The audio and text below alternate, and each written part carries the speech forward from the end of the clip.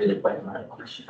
All right, thank you everybody for coming back. The energy in the room out there is amazing. I actually didn't notice what time it was, so let's keep that going. I hope you had a good chance to start looking at the posters. We'll have another poster pitch again. And then remember, please cast your vote for the best student poster, as we've got some great prizes to be awarded later this afternoon. Alrighty, our next speaker is Matthew Greenwood, Manager for Regional Compilations at the Geological Survey of Queensland.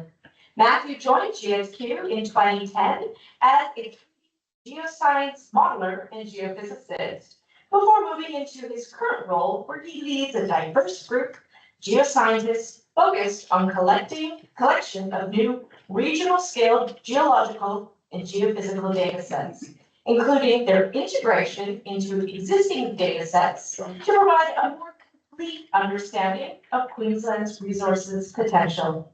Please join me in welcoming Matthew Greenwood.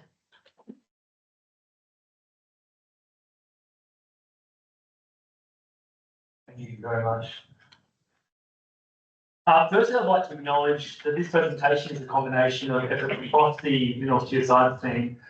And then for those that are used to my ordinary, my usual genre of talks that involve big, weighty geophysics, rest assured that some of that will happen in this talk, but if there's any lacking, Don Brown's going to follow up and you'll be doing definitely some big, weighty geophysics talks there as well. Proterozoic basin hosted mineral systems are among the most economically significant geological settings in Queensland. Northwest Queensland and Northern Territory host the Carpentaria Zinc Province, the world's largest high-grade lead zinc province, runs from the Macarthur mine in NT, across the border in the century, and down through Mount Isa to Canada in the south. These mineral systems developed within sedimentary basins, associated volcanic intrusive arcs that formed between 1.9 and 1.5 billion years ago, that generated world-class deposits of lead, zinc, copper, and associated critical mineral deposits, including Mount Isa, George Fisher, Cannington, and Century. The North Australian Basin System, which hosts the Carpentaria province, have been subdivided into three major basins in Queensland: the Leichhardt, the Calvert, and Isa basins, and these sequences form the focus of this project. Recent work by Hogarth et al. And others have shown that across Australia and globally, significant majority of the sediment-hosted copper mineral systems are located in steps of greater than extents their boundary, and on the edges of large tectonic margins. This creates an environment prime for stable, longer basins, and therefore thick basin sequences, low temperatures and hydrothermal fluid flow, perfect formation mineral systems. On the right, we have a series of cartoons describing the formation of the overlapping basins representing the Carpentaria Zinc province. So, as part of the Enhancing Mineral Exploration program that Janelle mentioned in her opening talk, we have our one-year flagship project called Proterozoic Basin Hosted Mineral Systems, which started in July this year. The short time frame yields a combination of short project outputs and longer-term scoping and definition of future projects in the region, as well as potential collaboration with Geoscience Australia on the rapid deep dive that Medina mentioned in her talk before as well. This is an exciting time to present because while I don't have new exciting project outputs to share, we're in a phase of project generation and scoping, and we're keen to collaborate and meet and understand challenges across industry and what GSQ can do to help meet those challenges. It's an opportunity to help guide GSQ priorities over the next few years as we plan to shine a light on this area. So we know that we have a prospective basin system, but what data will help users target the most prospective unexplored areas of these basins? What data or knowledge will help explorers look for these mineral systems uncover? And what matters when targeting specific mineral systems? The Proterozoic Basin Mineral System has a group of aims here, looking to identify priority geological targets, reviewing the current structural controls in the basins, looking at stakeholder collaboration and consultation with the NTGS and Geoscience Australia and the industry, looking at scoping up future projects in the area, and updating our solid geology and surface geology or areas of incomplete solid geology. So a significant amount of work has been completed by the GSQ and GA and other resource organisations in the North West Queensland area, including the PMD CRC, the North West Queensland Mineral Energy Province Report, which is 2011, the Lawn Hill 3D model, updated Seabase 2018, just to name a few. And to follow on from Janelle's discussion about GSQ shining light into domains, this is a new territory we're looking to shine a light into. This is an area we shine a light into for an amount of time. So the question here is, do we need to shine the light from a different angle? Do we need to use a new light? Or am I stretching this analogy just a bit too thin? As we know from the mining history of this area, we are in a very rich, fertile basin with the capacity to have very large mineral systems. That how do we understand the insights and knowledge to all the work previously done and new work on the mineral systems and understanding to apply to enable exploration undercover? One of the primary roles of geological surveys is regional geoscience data set. And here we have the map surface geology in this area. But along with that, we've got the creation of new regional data sets in progress. Newly merged radiometrics and magnetics that will incorporate both regional GSQ, NTGS, and GA, as well as the MIM open range surveys, as well as open file exploration data to improve the resolution of airborne data in this area. Here we have the surface geology, and we can look at the new merged term radiometrics. The current data compilation I've produced here only includes the regional data, but we will add exploration data on both sides of the border as we move forward with this program. The radiometrics is great for mapping the surface geology, but then we step into looking at the magnetics to help us understand the solid geology.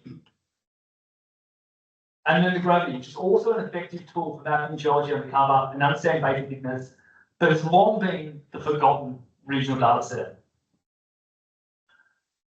However, when we ask industry what data set needs improvement, the constant response we always get is better gravity data, high resolution gravity data.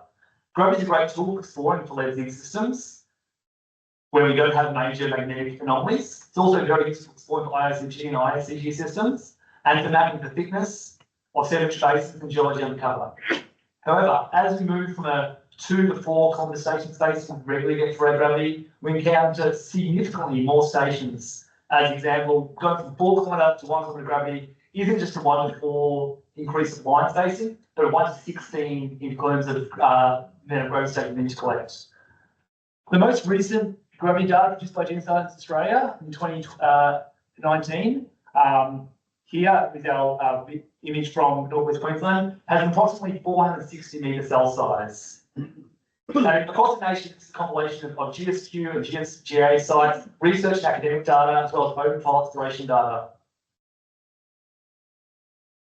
There's a very high variety of ages, data quality, spatial accuracy, including both X and Y, as well as the height method, which gravity data is so sensitive to.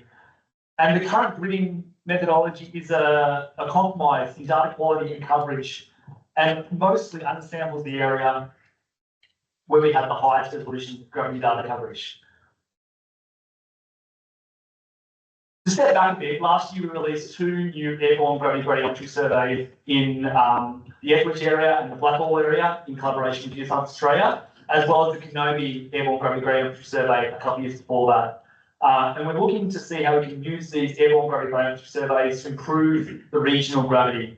The Edwidge survey, pictured here in the middle, covered about 33,000 square kilometres in about 6 weeks of flying. It was equivalent of less than 1 kilometre ground gravity in an area where we had legacy 4K ground gravity beforehand. That's equivalent of 33,000 locations on the ground from a gravity survey, which would take significantly more than 6 weeks to collect. More like years, potentially, depending on that access. So this is the original data we had in the Edwidge area before from our 4 kilometre ground gravity. And as you can see from the first third group, there's significant pinpointing from minor rhythm and data elevation issues in the gravity data. What I have on the left here is a blown up area in the middle, and then I'll bring in the new gravity data and show the increase of resolution we get in the GZ, both from the original gravity data and then moving into the new resolution gravity data. So it's a 4 times increase of gravity data resolution, but we get a much higher signal noise ratio from the airborne gravity gradient data as well. So moving forward, a new project we've started under the Protezoic basis hosted mineral systems is a new compilation of gravity data in northwest Queensland. This is going to be a two-stage project that we're going to work with Geoscience Australia, and I want to acknowledge Roger Miller and Jack McCarman, particularly from Geoscience Australia, for their work on this going forward. Using least square co-location, which has been around the 60s and been used by geology for a long time, we're looking to bring all the data from airborne, ground, marine, and airborne gravity gradiometry into a single best value gravity data product. So the first step would be to reevaluate the current data we have in northwest Queensland. And you can see on the map here that any area that is not blue, which is 2 kilometre station spacing, is basically undersampled in the grids that got produced this area so far. So any area that is not blue in that is currently, we're not getting the full value of the data from that. So we can re-grid that data to better capture those anomalies. As well as that, we've got new data that's been collected recently by exploration companies being made open file that we can add into this compilation of gravity data. But using least squares, we can also bring in the current existing airborne gravity gradiometry surveys being flown both by GSU, GA, and exploration companies that are open file to improve the coverage of the gravity in that area. So once we put all that data in there, we'll also be able to produce a new gravity product in gradients for the area, as well as an uncertainty map of the area, which we can use in conjunction with our understanding of the prospective areas in these basins, as well as areas where we have the highest uncertainty and gravity, to fly a new airborne gravity gradient survey to cover the area and improve the gravity resolution across the entire basin. This is a survey we're planning to put a tender out for this year and fly into next year. John Brown will probably talk more about the Boodjamulla Void Seismic Survey, but as part of this program, we aim to collect new samples from geochemistry with new samples with geochemistry and geochronology to aid the interpretation of the seismic. The black dots show our current drilling database, the intersect basement, and the red squares are existing geochronology we have in the area. And as you can see, we don't have many basins second drill holes to help us map our solid geology and seismic interpretation in this area. So our first call to action here is if you have core or samples in this area, we'd like to chat about collaborating to get access to these samples and improve our understanding of basic geology in this area as we interpret this seismic survey. As part of the seismic interpretation, we do have a gap in our current solid geology currently too. New solid geology interpretations will help understand the basin relationships between Mount Isa geology and the Georgetown province. This is currently work in progress, using the available geophysical data sets and drill hole basin sets, as well as geochronology where it exists, or we have samples we can send off for new geochronology. So that's a work in progress right now that we'll be continuing working and releasing new solid geology in the GeoList flow shortly. In this program, we'll be looking at the GSU team has started reviewing current geological mapping, strategic construction in the area, looking for key questions, knowledge gaps in regional data and knowledge. And now they're reviewing the availability of samples held in the EDC, collecting new samples of geochronology or geochemistry. The blue dots here show samples that have been recently sampled, cores being recently sampled by the GSU team. And the green dots are their next priority of cores they want to sample. I believe some of those dots were sampled in the last couple of days as well. So by collecting new data, we're improving the geochronology and chemistry across this area and building our understanding of the basin. Now, some of you may be aware that the world, and indeed geology, continues west of 138 degrees longitude. And while we have previously worked in isolation, studies and good work on the geology on the other side of this border does affect our understanding of the Queensland geology. The Northern Geological Survey has recently released version 3 of the 1 to 250k Mount Drum map sheet in September this year, and we've been reviewing our understanding from this new mapping and exploration notes. And we need to see where we need to update our geology in the area. And we have been working in collaboration with the NTGS on this as well. And that will also form part of, hopefully, the rapid deep dive into the next couple of years as well. But I guess the next part of this is what are the future project scope we can develop as we come out of the Protezoic basis? What are the critical mapping or geological factors controlling the formation of these basin systems? What data or knowledge will help us to explore for these mineral systems undercover? And how do we best shine a light for explorers into these areas? So I'd like to thank you for your attention here. There is a high potential for lead, zinc, and copper systems in this area, both 70 paragenesis systems, potentially ISCG potential. But to wrap up, I want to reiterate that we are currently in a approach definition and scoping phase. Perfect time to engage with us and look at collaboration. We're always looking to engage, collaborate with interested parties, and please contact us if you have coal or samples in the area. But the biggest question we want to know is what can we do to help shine a light on these systems? Thank you.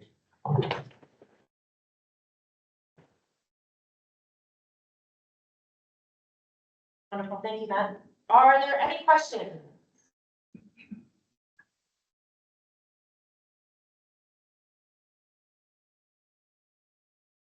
Great, thank you.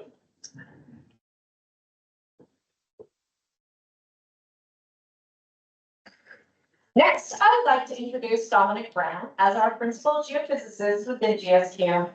Dominic has played a key role in advancing our understanding of Queensland's geology through major initiatives such as the GSQ Geoscience Australia Geochronology Project and the Deep Crustal Seismic Interpretation Project.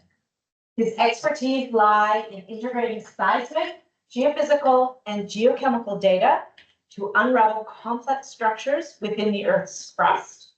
Dominic has a particular focus on the Thompson Orogen and the Mount Isa province, helping to reveal the geological stories that guide exploration and resource development across Queensland. Please join me in welcoming Dominic Brown.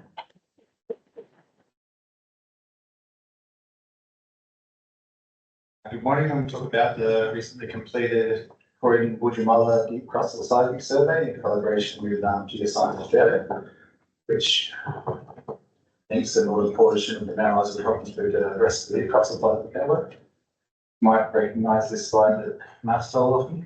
So I think it's just important to try and set the scene as to why we do this work, what we might be able to see in the data set that we collect, and why North West Queensland's the best place on earth to find lead and zinc. Skip over most of the words, but I think it's also important to recognise that the models also developed from the data that we collect. So the seismic reflection data plays a big role in developing these models. And also in this survey, we're not just looking at the lead zinc belt. We've come across the areas of the east, and there's opportunities out there for monoxide copper gold, and that's also informed by the bulk scale geological structure. So this is a snapshot of our current seismic network, which I think is probably the best deep crustal hard rock seismic network that exists in the world at the moment. And so over the past few years, we've been working on developing an integrated interpretation of that network using doing interpretation and doing a coherent set of gravity models. We're combining that into a 3D model, so this new data will feed nicely into that and give us a better understanding of what's going on in an integrated way. It's also a whole bunch of seismic that extends out into the Northern Territory, so it's the opportunity to work with GA on that over the next few years.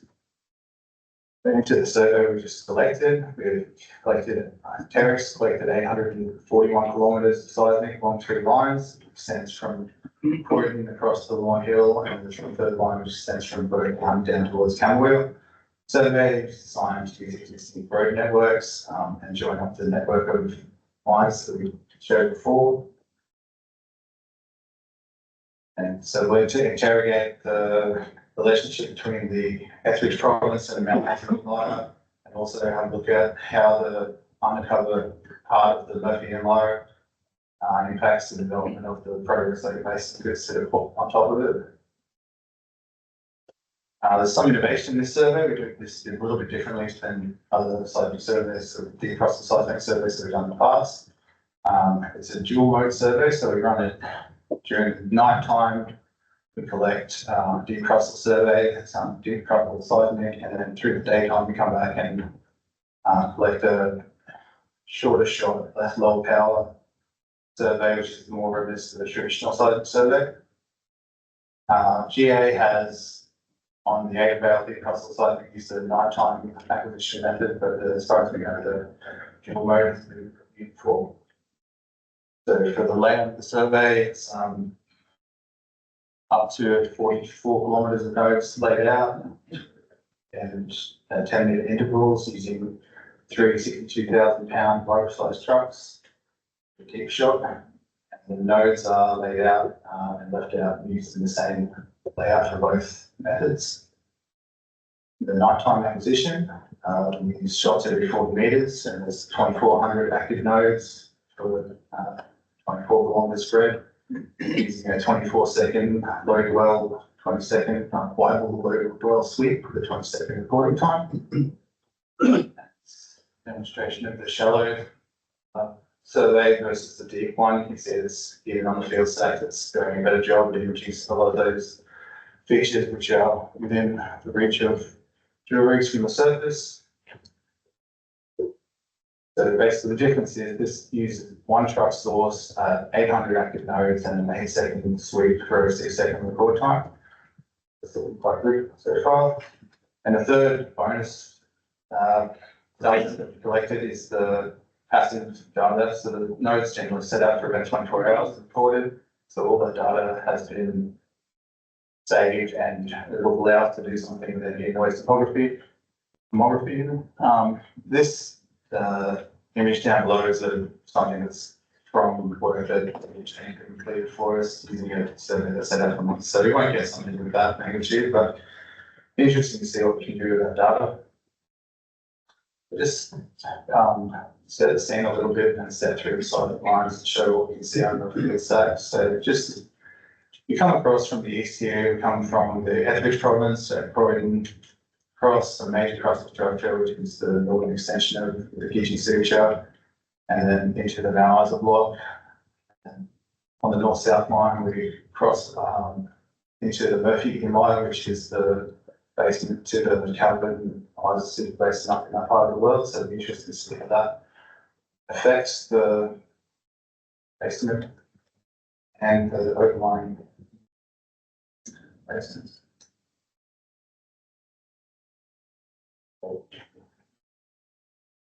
The field stack of BC1, which is the long line that runs between Croydon and across the Leichhardt River.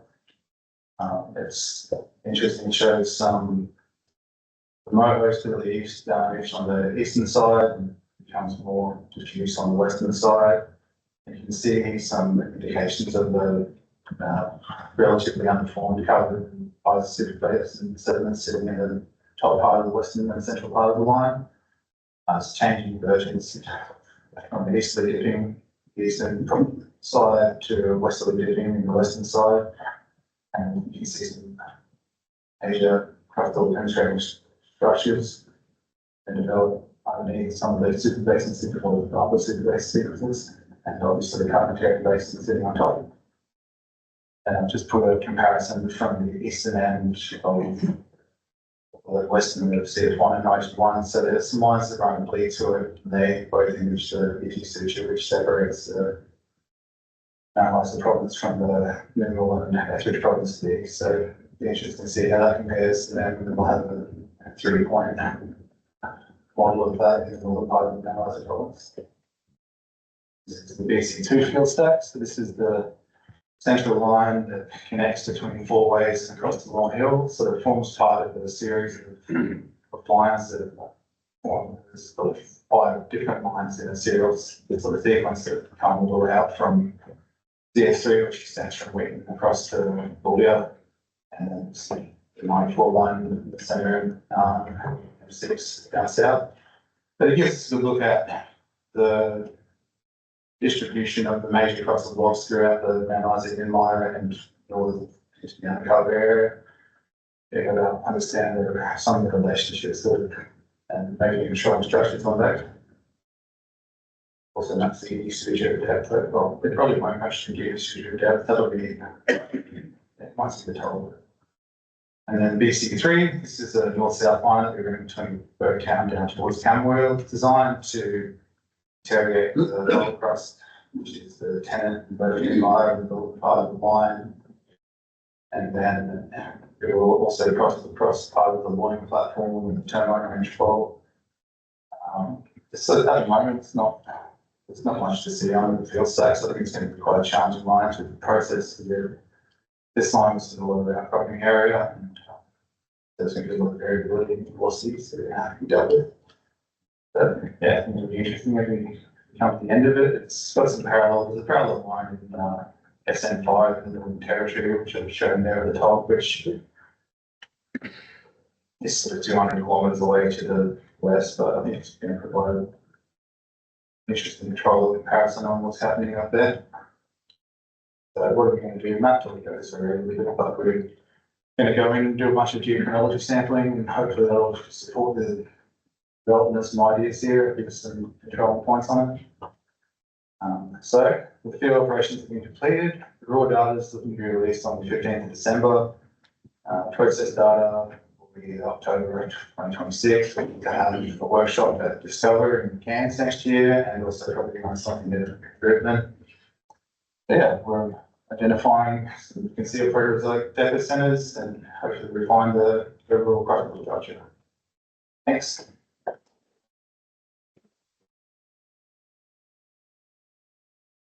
Are there any questions?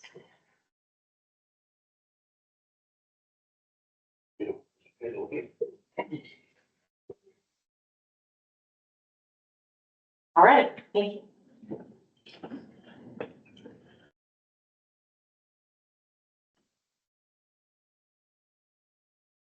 Our next speaker is Grech, a geologist and GSQ's most recent hire.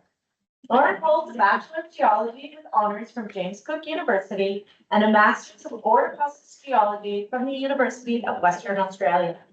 She's spent over 10 years working with the Geological Survey of Western Australia, where much of her work focused on Archean Eastern goldfields, particularly ultramafic rocks and komatiite-hosted nickel deposits.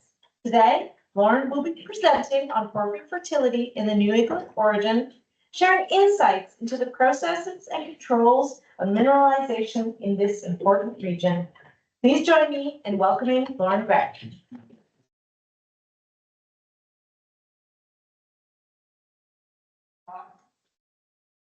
So hopefully I'll start with a quick outline, hopefully what everyone will get out of today's presentation is that why are we doing this project? What are we doing? We'll look very briefly into some of the porphyry fertility indicators that are floating around in today's literature. A bit of a look into the GSQ data, so what we have and what we plan on doing with it, and of course, what's next. So porphyry fertility in the NEO. At the moment, this project is only set to go for this financial year, so 25/26. So we've only got 7 months to go. But really what it is a scoping project. So it's really serving as a first step into what could be a multi-year, multiple organisation collaborative project. And hopefully as we go through today, you'll see just what we can do with some of the ideas that we've got.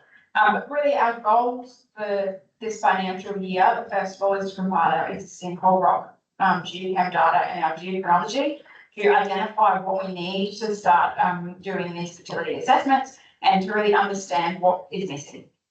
We'd also like to identify geographically where we need more data, so gaps in regions. We want to begin application of these fertility assessments. We'd like to start analysing known deposits and also collect some new data focusing on these known deposits, but also where we've got these major gaps geographically. So the NEO is the youngest and the easternmost group of the Tasmanite group of rocks. Most people know where the NEO is, but I just wanted to bring up this diagram really to point out that this is a huge area. So it's only 1,200 kilometres of search space going from the border up to near Townsville. So we've got a really big area to cover. Why the NEO? Why are we looking at porphyries in the NEO? This diagram here is really just trying to point out that we've had a convergent margin for over 100 million years with various different arc components within it. So that's typically where porphyries are turning out, so tip. tectonomagnetic control. So there's certain tectomagnetic processes, things like subduction styles, arc migration, crustal thickening, faulting. These can all drive major changes in the magnetic architecture within an arc. And when this architecture changes, the whole environment changes with it. And those shifts can start creating conditions that are more favourable for porphyry formations because it can influence magma composition, where magmas get focused, how the fluid can move, and how volatiles and metals build up. So one process I want to highlight is arc migration, and this seems to play a key role in porphyry-style deposits because it can shift where magma is generated, it can change the geometry and thickness of the crust as the magma drives through it, and it can modify stress regimes, extraction patterns, and the overriding plates. So all of these factors, where magmas are focused, how they evolve, how the fluids circulate, is obviously important when we're looking for porphyry systems. So what I would like to point out is this diagram at the bottom here, which is a fairly new study that's come out of the NEO. And what they're showing is that there is this arc migration over time and this development of a kink or an arc curvature. The authors are linking this to variations in the overriding plate, where thicker lithosphere has inhibited slab flattening and effectively has caused the arcs to shift position. So while this study isn't specifically about porphyries, it's these sort of processes and behaviours that this study documents, which is exactly the type of processes that are influencing magmatic focusing, the fluid pathways, and the crustal conditions. So stuff like this will be really important when we're looking for porphyries.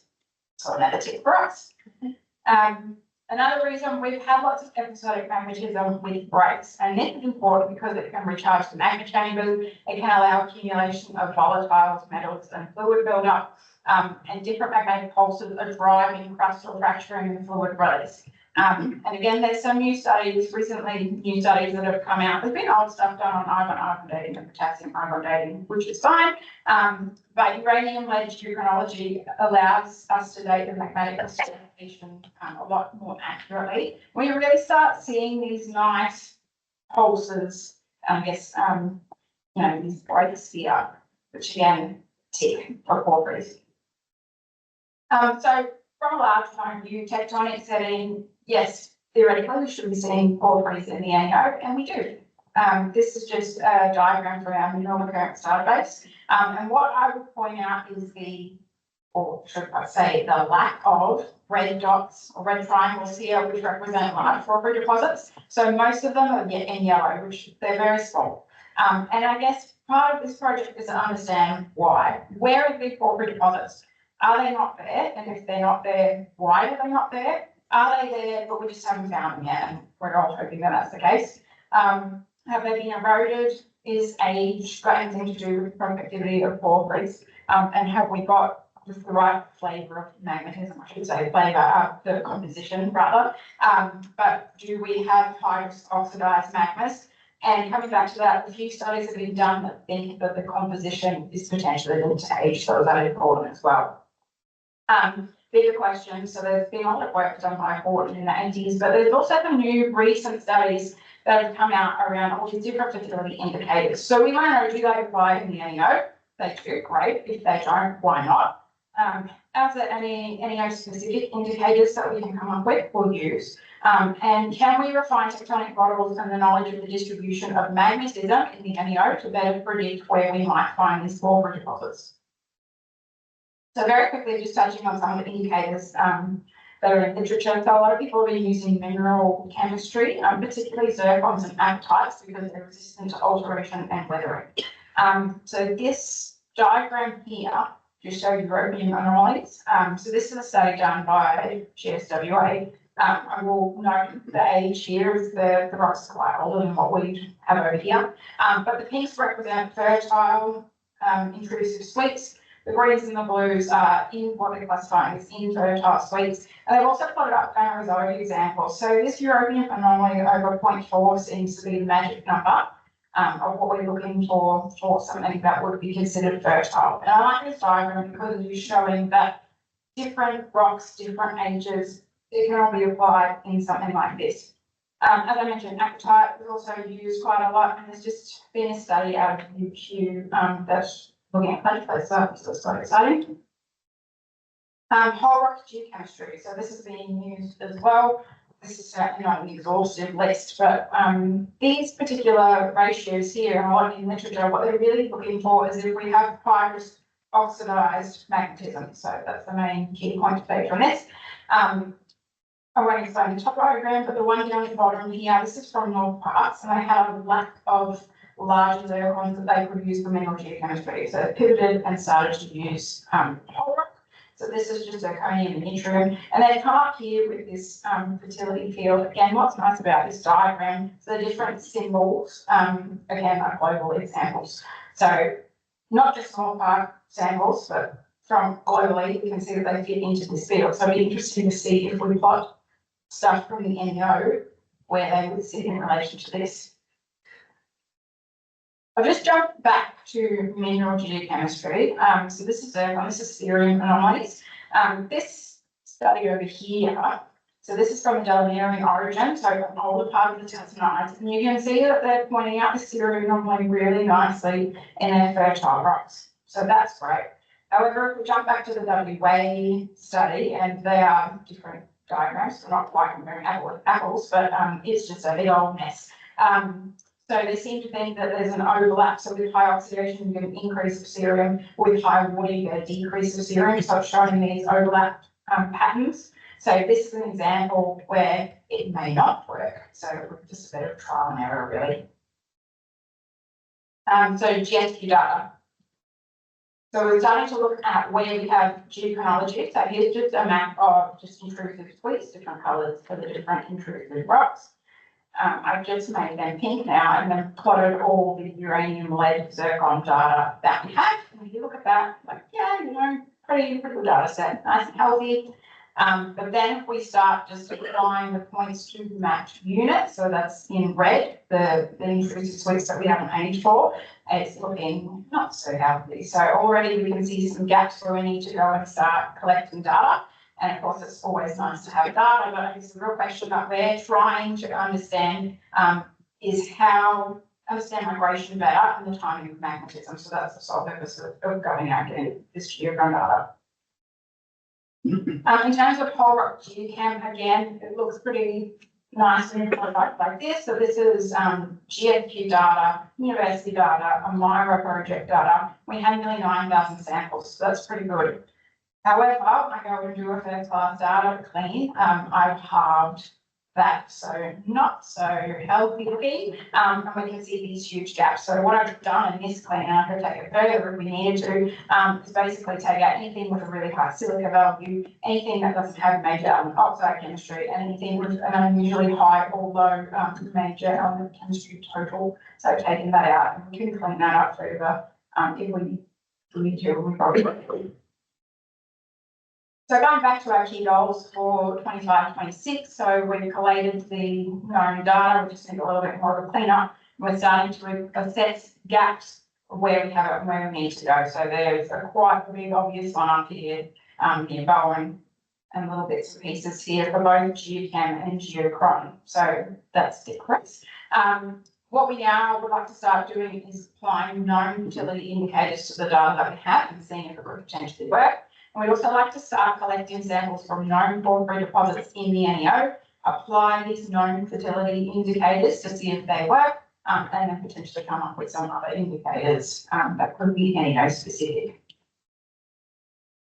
So here I'm going to do a big arm disclosure. This is just me plotting data for Bunty. So absolutely nothing else has been taken into consideration. So just caution. But I've started plotting up some of these indicators in two areas that popped out where these two here.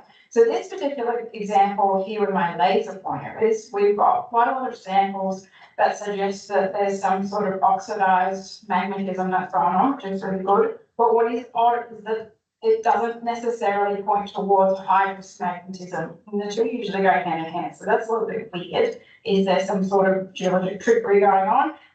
Or is it the fact that maybe our zirconium yttrium data is not the greatest, not the best? So here's an example of maybe where we have a gap in the data. We need to go and look at some more things. In this area here, in the bigger picture, go, oh, there's porphyry deposits. So what I should go back to is here. Yes, the chemistry is favourable. Where are the porphyries? So that's interesting. Have they not found it? And then in this area here, so bigger picture, yeah, there's lots of porphyries, there's lots of in the chemistry, but you zoom in and there's not a lot there, and it's showing that same weird, it could potentially be oxidized but not hydrous, so that's a question to look into, but we've got really big gaps in terms of actual data, so that's something that we need to look at because sample bias is a huge trouble. Going into past this financial year, so we want to keep building our databases, so filling in these gaps, collecting data from known deposits and really start to refine these indicators. Something I didn't mention is that our mineral chemistry database at GSQ is non-existent. So we basically either have to start from scratch or go and look through university studies, stuff that might have been done to start collecting some of that data. And we also like to do some isotope work as well. We like to do some granite characterization, and what I mean by that is from our scoping studies, go, oh, we've got something that's fertile up here and something that's fertile down here. Cool. How they're similar, how they're different. Go on a real deep dive of the granites, or I should say the fertile through 6 weeks.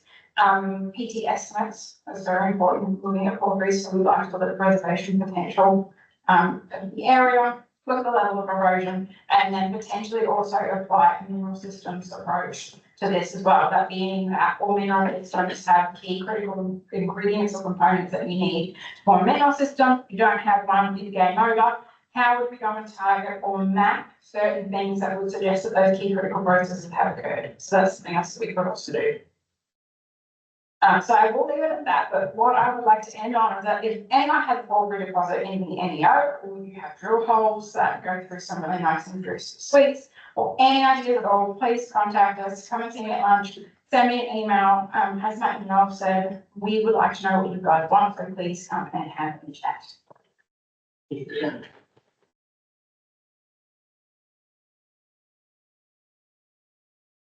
Do we have any questions? Thank you for the presentation. Can you explain a little bit more how did you filter that out of your homework geochemistry? Yeah. Your half it. For this slide? Yeah. Yeah, so basically what I've done, so I took out, I didn't say I took out any data that was confidential. So that's gone, we can't use that. Or we can't publish it, I should say. Anything that doesn't have major element chemistry. So we've taken that out, and usually that goes hand in hand. I sort of did a bit of a look through the data that didn't have the major element chemistry, and it also doesn't have a comprehensive trace element suite as well. So the data quality is not great. Anything with really high or low totals, again suggesting that the data quality is maybe not that great. Anything with over 77% silica, because that's suggesting that the rocks would be solidified, and we don't want that. We want nice fresh rocks. Your porphyry occurrence map, is that based on the mineral occurrence database or mapped porphyries, or what's? Yeah, that's mineral occurrence database. I'm not entirely sure how up to date that is. But yes, that's a mineral occurrence database. And but then because the mineral occurrence database doesn't specify it's a porphyry deposit or. I think this one does. Hang on, I'll do that. It does, but it's only vaguely, Yeah, I've filtered it. I think there is a diagram, sorry, it has it very vaguely on it. I can't read that. Intrusive related, and then in brackets porphyry related. So it's very loose. So I didn't include anything else that would be related, like epithermals. But yes, so it's a very loose definition. What you've shown here is really interesting. A lot of it's kind of geochemistry slants. Are you going to be integrating this with what geophysics products do you have for that area for mapping like deep seated lineaments and structures that might be controlling the placement of more or less favourable porphyry systems? Yeah, that is a good point. Geophysics is something that we have not looked at yet, but it's certainly something we've got a lot of geophysicists in our team. It's certainly something that we can bring them on board with. I guess it's probably next year. Yeah, once we finish the scoping study, but yeah, that's certainly a really good idea. Yeah. Well, are there any more questions? Ready, thank you, Lauren.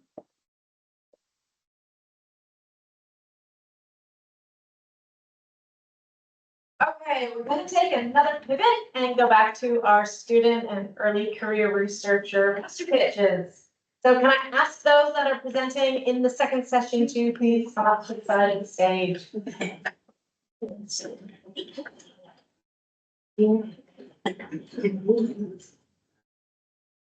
Now, our first poster pitch is from Eric from UQ, and unfortunately, he's unable to be here today to give his pitch in person, but he has graciously recorded a video, which we will play. However, his physical poster is outside for you guys to have a look at.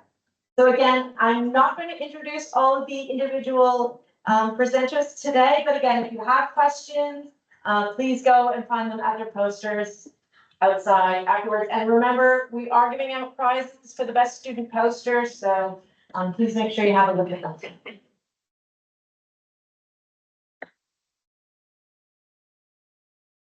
Hello, my name is Eric Ansah, and I'm presenting and evaluating CO2 storage capacity in Queensland mine tailings, a reactive transport modeling study conducted at the Sustainable Minerals Institute. Mining operations in Queensland generates large volumes of waste which poses environmental risk, such as acid and metalliferous drainage (AMD). Therefore, this research proposes mineral carbonation of mine waste as an AMD strategy. Mineral carbonation is a process of storing CO2 in mine tailings by forming carbonic precipitates such as calcite. Often, ultramafic waste from nickel, diamond, and PGM mines are used, but these are limited in Queensland where there are abundant gold and copper mine waste. In this study, we conducted reactive transport modeling and geostatistical modeling to assess CO2 storage capacity of Croydon mine waste. The results show that it is possible to form carbonates such as calcite in the Croydon tailings and theoretically store 145 kilotons of CO2 in 19 million tons of Croydon tailings.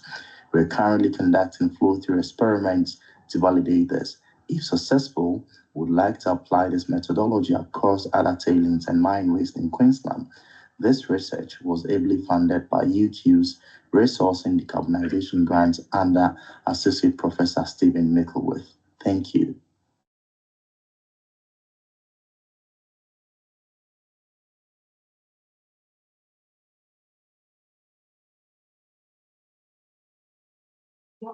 Good afternoon, everyone. My name is Kathleen Nyakecho, a PhD student at James Cook University, Townsville campus. For 2 years, as a PhD student, I've been trying to put Elaine Dorothy on the map. We all know how powerful the Mary Kathleen mine was, and not sure if the Elaine Dorothy will restore the lost glory of the town, but yeah, nearly there. So Elaine Dorothy scan deposit. In this poster, there are really two important things to take note of. The first one is the detailed petrographic analysis of the samples that are used to build the paragenetic sequence for the mine site.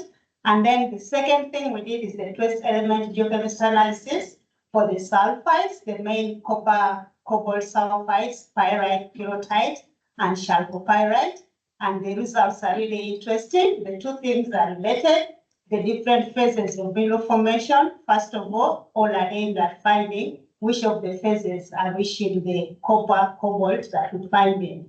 So interestingly, we have two phases of pyrite, one which is very rich in cobalt and arsenic, and then the second phase very rich in cobalt and nickel. So yeah, we're more than welcome to come and we discuss the implication of these results to that deposit, the beautiful scan deposit. And hopefully we can come up with the restore the lost glory of the Mary Kathleen stick.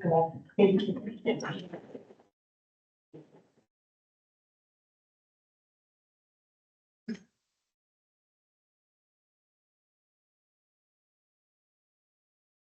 Good morning, everyone. I'm Melissa Duque. I'm the Service Assessor role. It is in work that REE Games Resources Services Program. Sorry, I can't hear you. Can you hear me? Heather? Yeah. Yes. Not understanding, but I'm just going to set that role for basic.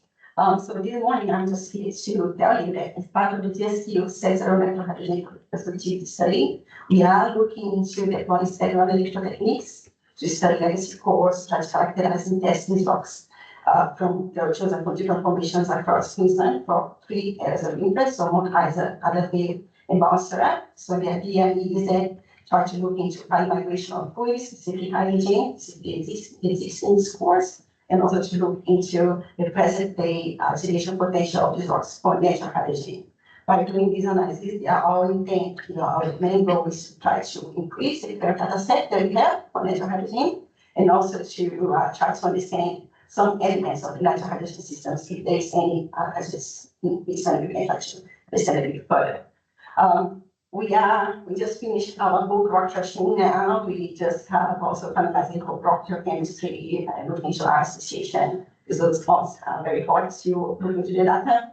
We are starting with the analysis. So if you want to know more about this piece of work, please come back to me. We have a post on site there. We also be back here this afternoon giving a bit of an overview of the whole project. Thank you.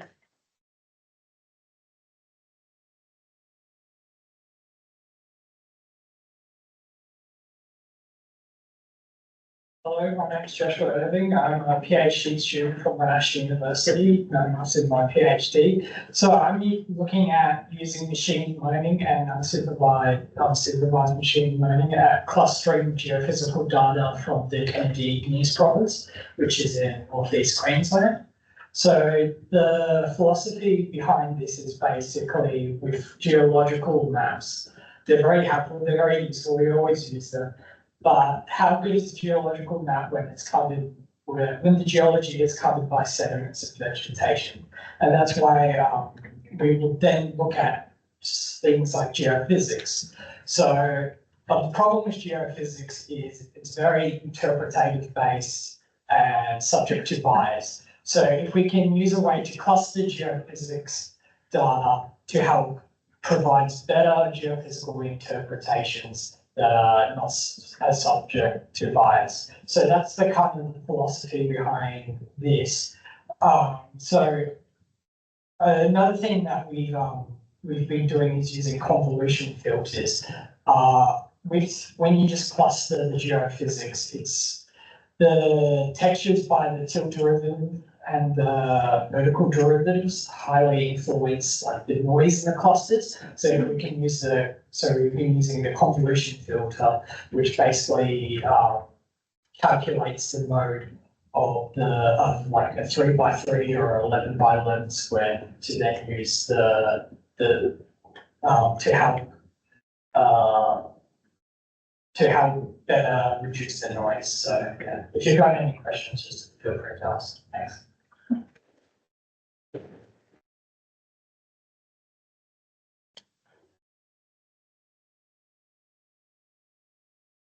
Hello everyone, I'm Samadhi, geomicrobiologist from UQ.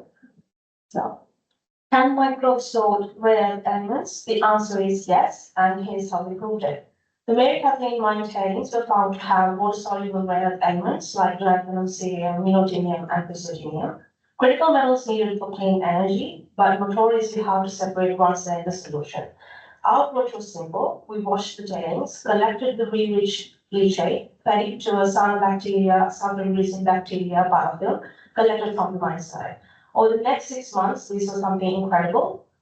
The metal analysis showed 98 to 99% rare element removal from the solution, and the metals were captured by the biology. But what's most intriguing was the microbes are not only capturing the rare earths, they were spatially separating it within the biofilm. As you can see, the lanthanum and cerium formed distinct enrichment hotspots, potentially carbonates versus sulfur complexes. This is microbial fractionation, nature doing what industries cost millions. The next phase of the project is using metagenomics, transcriptomics, and proteomics to identify REE-specific proteins that drive these separations. If we are able to identify these techniques, that unlocks a sustainable and a biological pathway to sort and recover critical metals. Then the question isn't can microbes sort rare elements, it's how fast can we scale this technology. Thank you.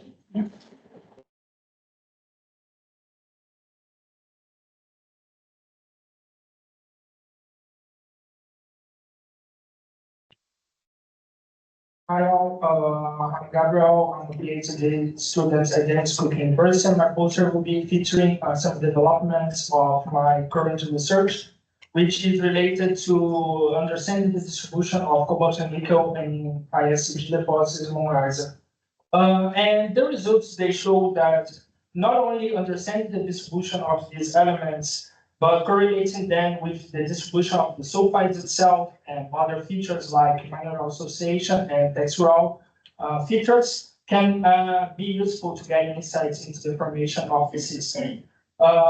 It's observed in our results that there is a clear zonation between the sulphides in terms of their predominance through space, but also their metal zonation, which is represented on the composition of these sulphides. When associated that with other features like textural features, it's possible to group those the sulphides into different types, different groups, and with that get further insights on the history of the formation of the deposit.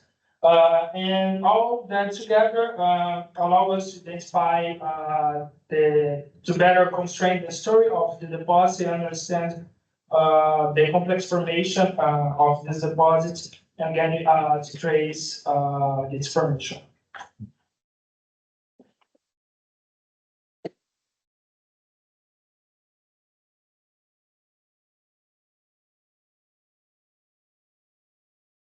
Hi, I'm Tian Zhao. As the last presenter, as a key technical and plan.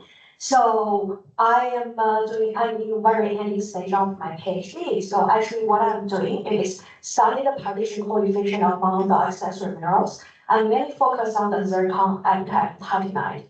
And actually, surprisingly, my project is directly linked to what was a previous presentation from Lauren.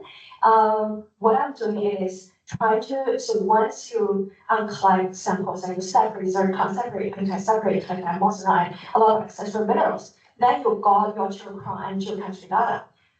But another question is, are they actually being representative of the rock and be representative from it is a state melt or the mineralization or the hydrothermal fluid. So this is what I'm working on. And during my PhD, I've been developing a very simple use applied tool to see those minerals, they being equilibrium or not. So this is in my final chapter, is just applied on our sponsors draw, but actually in theory, my toolkit is able to apply on any deposit. And in my other chapters, those are on granite, on tooth, and also on the cyanide. Thank you very much, and I'm very happy to talk with other people. Thank you.